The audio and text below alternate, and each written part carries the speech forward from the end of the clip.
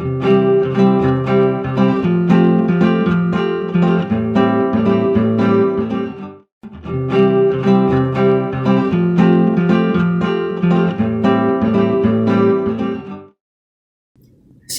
mempelai Kristus yang terkasih dalam nama Tuhan Yesus Kristus. Berjumpa lagi dengan saya, Apriliani Putri, penyuluh kantor Kementerian Agama Kota Salatiga untuk Kecamatan Argomulyo. Kita akan memulai Suluh Suara Penyuluh edisi Minggu 17 Oktober 2021. Untuk itu, mari kita bersatu di dalam doa. Kami mengucap syukur Tuhan untuk pagi hari ini. Tuhan masih senantiasa menghembuskan nafas kehidupan yang baru buat kehidupan kami. Tuhan senantiasa menyertai kami di dalam setiap gumul juang kehidupan kami. Kami mengucap syukur pada pagi hari ini. Tuhan boleh perkenankan kami untuk kami boleh berpetualang satu hari lagi di hari Minggu ini ya Tuhan. Engkau berkati kami ya Bapa di dalam segala hal yang boleh kami kerjakan dan kami lakukan ya Tuhan. Dan jikalau sebentar lagi kami bersama-sama akan mendengarkan firman-Mu, biarlah firman-Mu tidak hanya kami dengarkan, tidak hanya kami renungkan, tapi mampukan kami untuk kami boleh menjadikannya sebagai rema dalam kehidupan kami. Terima kasih Tuhan. Haleluya. Amin. Mempelai Kristus yang terkasih, tema yang diberikan pada saya pada pagi hari ini diberi judul dengan melayani dengan tanggung jawab. Sebagai nats terambil dari Matius 25 ayatnya yang ke-23. Demikian firman Tuhan. Maka kata tuannya itu kepadanya, baik sekali perbuatanmu itu, hai hambaku yang baik dan setia. Engkau telah setia memikul tanggung jawab dalam perkara yang kecil. Aku akan memberikan kepadamu tanggung jawab dalam perkara yang besar. Masuklah dan turutlah dalam kebahagiaan Tuhanmu. Mempelai Kristus yang terkasih, mengawali renungan pada pagi hari ini, saya ingin mengajak mempelai Kristus sekalian untuk membandingkan dua buah cerita yang bisa menjadi perbandingan serta perenungan kita bersama. Cerita yang pertama, ada satu keluarga yang hendak pergi keluar kota selama 1 minggu untuk berlibur. Dan dia dan keluarga itu meminta seorang pemuda yang tinggal tidak jauh dari rumahnya untuk sesekali memeriksa rumah mereka dan menyiram tanaman mereka selama sehari. Jadi si tuan pemilik rumah itu meminta pemuda tersebut untuk sesekali datang menyiram tanaman, dan pemuda itu menyanggupi. Kenapa keluarga ini mempercayakan rumah itu kepada pemuda tersebut? Karena selain jarak rumah yang dekat, pemuda itu juga sudah dianggap seperti keluarga mereka sendiri. Karena kepercayaan mereka, diberikanlah kunci utama rumah itu kepada pemuda tersebut. Namun, apa yang terjadi? Selama 1 minggu, ternyata pemuda itu sama sekali tidak mengunjungi rumah keluarga itu. Karena pikirnya, untuk apa aku repot-repot mau menjenguk ke rumah itu atau menyiram tanaman di sana? Toh sekarang sedang musim hujan, biarlah hujan yang membasahi tanaman mereka.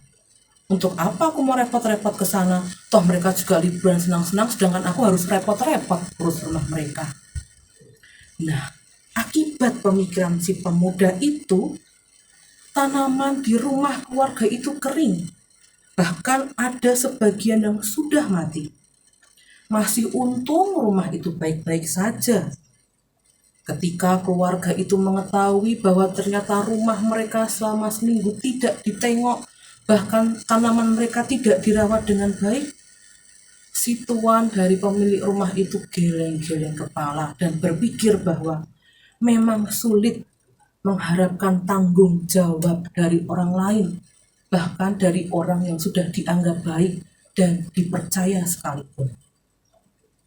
Lalu cerita yang kedua mengenai seorang dosen di suatu tempat di mana dosen tersebut sudah beberapa bulan tidak digaji.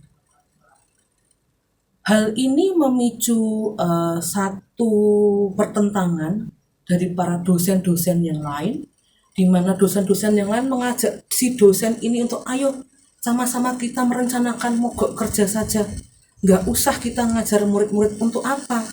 Kita sudah berbulan-bulan tidak dibayar, hak kita tidak diberikan. Namun, apa respon dari dosen tersebut? Dosen itu tidak bergeming. Dia tetap memilih untuk mengajar anak didik mereka. Karena apa? Karena dosen tersebut beranggapan bahwa itu adalah tanggung jawab yang harus dia lakukan. Tidak seharusnya mahasiswa mereka merasakan imbas dari sistem yang buruk dari tempat kerja si dosen ini. Dan apa dampak yang terjadi? Dosen-dosen yang lain mencibir aksi dari dosen tersebut karena dinilai merugikan profesinya sebagai dosen, merugikan gelar tingginya, dan merugikan dirinya sendiri.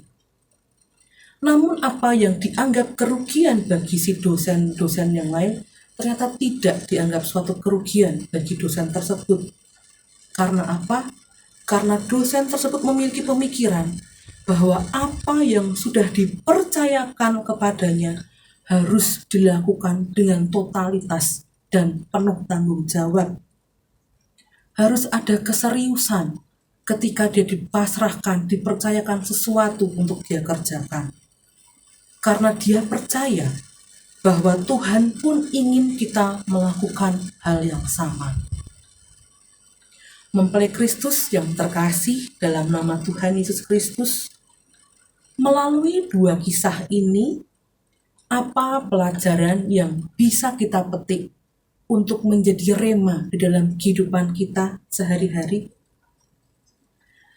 Seberapa jauh kita mau menjalankan tanggung jawab terhadap sesuatu yang sudah dipercayakan kepada kita? Ketika mungkin tanggung jawab itu disertai dengan imbalan yang besar, mungkin tidak akan menjadi masalah ketika tanggung jawab yang kita emban begitu berat dan begitu besar. Tetapi bagaimana ketika tanggung jawab yang kita lakukan tidak menguntungkan kita, alias tidak membawa apa-apa bagi kehidupan kita? Apakah kita akan melepaskan saja atau hanya akan asal-asalan? Mempelai Kristus yang terkasih, sebagai anak-anak Tuhan, sebagai murid-murid Tuhan yang diciptakan secara istimewa dan limited edition, Tuhan menghendaki kita untuk tidak melihat untung rugi di dalam kita menjalani kehidupan sehari-hari. Tanggung jawab yang sudah dipercayakan kepada kita harus kita lakukan sebaik mungkin. Jangan melihat bahwa itu demi kepentinganmu atau kepentinganku. Bukan juga untuk kepentingan golonganmu atau golonganku. Karena yang Tuhan ingin nyatakan, yang ingin Tuhan tanamkan di dalam pemikiran kita, dasar hati kita adalah setiap hal yang besar akan datang dari hal-hal kecil yang senantiasa setia kita kerjakan. Karena apa? Karena di situ ada proses untuk memperkuat kapasitas diri kita untuk dapat dipercaya mengemban tugas dan tanggung jawab yang lebih besar. Saya masih ingat ketika saat itu saya sedang menempuh pendidikan di sebuah sekolah menengah atas negeri di kota Salatiga, di mana pada saat itu saya terlibat sebagai pengurus OSIS. Saya masih ingat kala itu akan menjelang perayaan Idul Adha, Dan salah satu guru kami meminta kami, khususnya untuk para pengurus OSIS yang beragama Nasrani, untuk membantu datang pagi-pagi pukul 5 pagi, membantu mempersiapkan alas untuk sholat, dan juga membantu menjaga hewan kurban. Tidak sedikit yang mencibir aksi kami karena kami dinilai pansos atau kami cari muka. Tidak demikian. Ketika kami mungkin dianggap, ngapain kamu mau repot-repot datang pagi-pagi jaga hewan kurban. Yang ingin kami tekankan di dalam hal ini adalah bahwa pelayanan yang kami lakukan tidak melihat kepentingan atau golongan. Semuanya merupakan satu kesatuan yang wajib kami layani. Entah itu sama dengan kami, entah itu berbeda dengan kami, tetapi ketika guru kami mempercayakan tugas dan tanggung jawab itu, kami dengan sangat senang hati melakukan tugas tersebut. Karena kami ingin bahwa tindakan yang kami lakukan itu menjadi dasar di dalam pelayanan kami kepada semua kepentingan, semua umat, semua golongan. Dari sini kami juga belajar bahwa Tuhan menginginkan kita melayani semua golongan dengan baik dan benar. Moderasi beragama memang benar-benar ingin Tuhan nyatakan melalui kehidupan kita sehari-hari. Tak peduli tugas kita itu besar atau kecil, tak peduli tugas itu merupakan tugas yang penting atau ringan, atau mungkin disepelekan orang. Tetapi ketika kita mau menjalankan tugas dan tanggung jawab tersebut kepada semua umat, semua kepentingan, semua golongan, Tuhan akan menyatakan dan memperhitungkannya bagi kehidupan kita. Dari hal ini saya ingin mengajak mempelai Kristus sekalian untuk belajar dari prinsip akar. Ada banyak hal yang bisa kita dapati dari prinsip akar yang dapat mengembangkan pelayanan yang kita lakukan, baik untuk komunitas kita maupun untuk masyarakat umum di sekitar kita. Seperti kita ketahui, akar adalah tonggak utama sebuah pohon. Meski tak terlihat, dia juga tidak akan menonjolkan dirinya. Demikianlah akar tidak pernah mendapatkan pujian sekalipun. Dia terus bekerja mengabdikan diri demi batang, daun, bunga, dan buah. Kebenarannya akar adalah pokok kehidupan dari sebuah pohon. Tanpanya maka tidak akan ada batang yang kokoh, dahan yang rindang, daun yang hijau, bunga yang indah, ataupun buah yang manis. Memang hebat akar bekerja tanpa pamrih, tanpa pengakuan.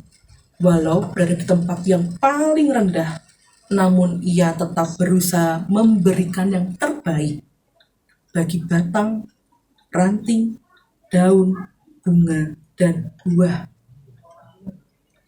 Maka melalui kebenaran dan belajar dari prinsip akar ini, kita kembali dikuatkan tentang nats kita pada pagi hari ini, perumpamaan tentang talenta. Tuhan menghendaki kita untuk serius dalam melakukan segala hal, baik itu bekerja, belajar, maupun melayani. Apalagi jika itu menyangkut tanggung jawab yang dibebankan kepada kita. Dalam Alkitab dipesankan seperti berikut, apapun juga yang kamu perbuat, perbuatlah dengan segenap hatimu seperti untuk Tuhan dan bukan untuk manusia. Itu menyatakan bentuk kerinduan Tuhan agar anak-anaknya selalu bekerja dengan serius dan sungguh-sungguh, seperti ketika kita melakukannya untuk Tuhan.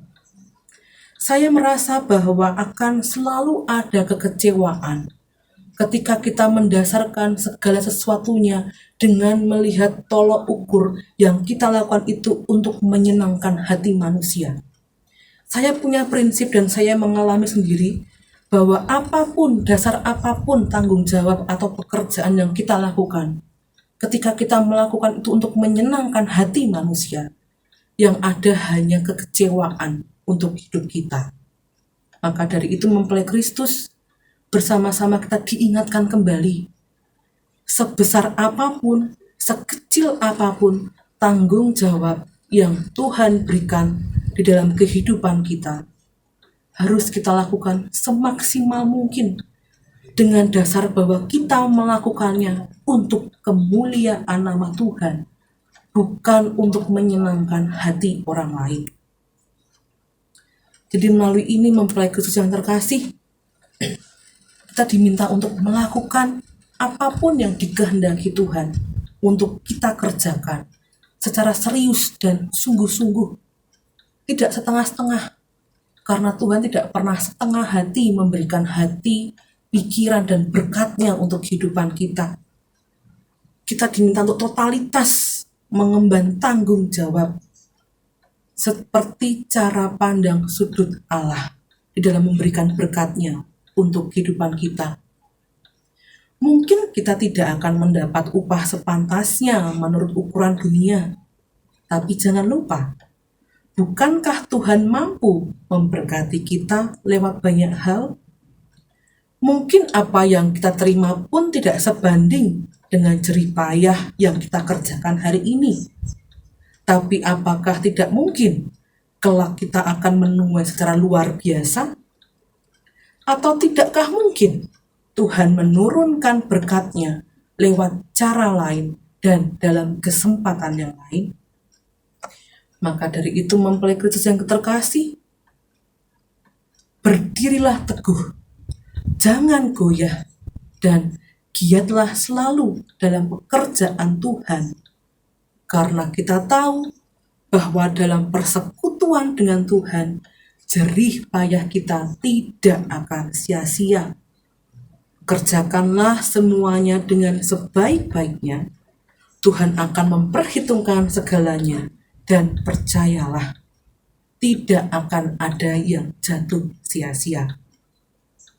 Jadi pada akhirnya mempelai Kristus yang terkasih, jangan pernah meremehkan bagian-bagian kecil yang Tuhan percayakan dalam hidup kita sekarang ini. Karena jika kita setia mengembangkannya, benih-benih yang kecil itu akan bertumbuh jadi pohon yang berbuah lebat, berbuah indah, berbuah manis pada waktunya. Tuhan Yesus memberkati. Mari kita bersatu dalam doa. Kami mengucap syukur Tuhan untuk renungan yang boleh kami terima pada pagi hari ini. Biarlah kami boleh senantiasa belajar bertanggung jawab dengan penuh, dengan totalitas, dengan sungguh-sungguh dan sukacita, untuk kami boleh menjalankan segala sesuatunya kepada semua umat, kepada semua orang yang kami jumpai. Biarlah mereka semua boleh melihat Kristus ada nyata dalam setiap tindakan dan pelayanan yang kami lakukan. Dan bersama-sama saat ini kami akan mengakhiri renungan pada pagi hari ini. Tuhan berkati kami selanjutnya di dalam setiap langkah gumul juang kehidupan kami. Terima kasih Tuhan. Haleluya. Amin. Demikian mempelai Kristus yang terkasih, program Suluh Suara Penyuluh, edisi Minggu 17 Oktober 2021.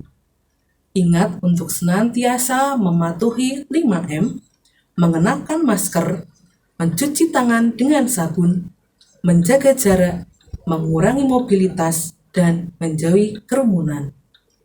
Saya, Apriliani Putri, pamit undur diri dari mempelai Kristus sekalian. Tuhan Yesus memberkati.